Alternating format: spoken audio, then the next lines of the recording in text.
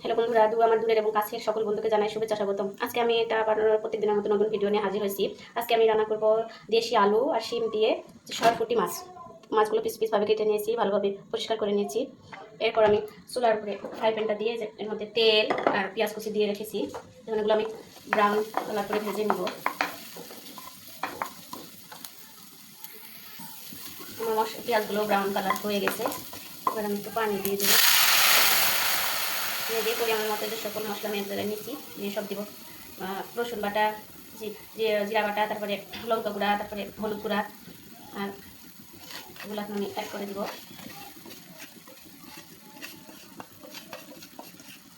মশলাটা ভালোভাবে এখন কষিয়ে নেব।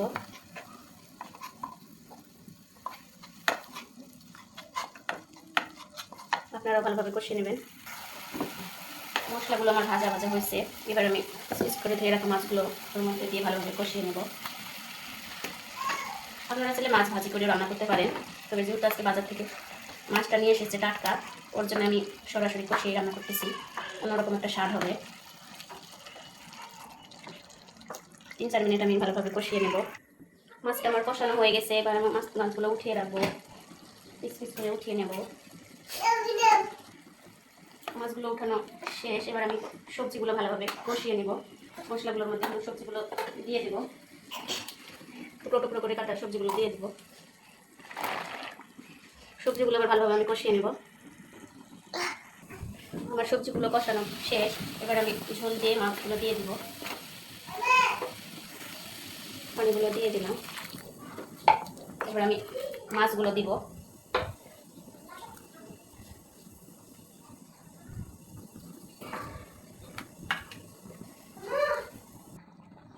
জল দিয়ে দিব, দিয়ে আমি 15-20 মিনিট ফুটিয়ে নিব সুন্দরভাবে।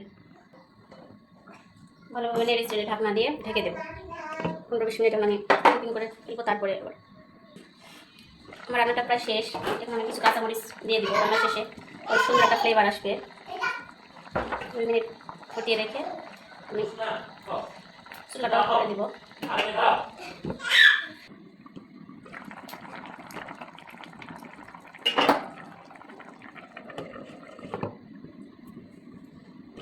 রান্নাটা আমার শেষ, আমি পরিবেশন করব।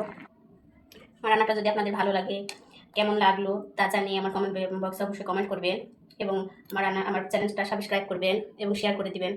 আল্লাহ হাফিজ। আবার আগামী দিন দেখা হবে।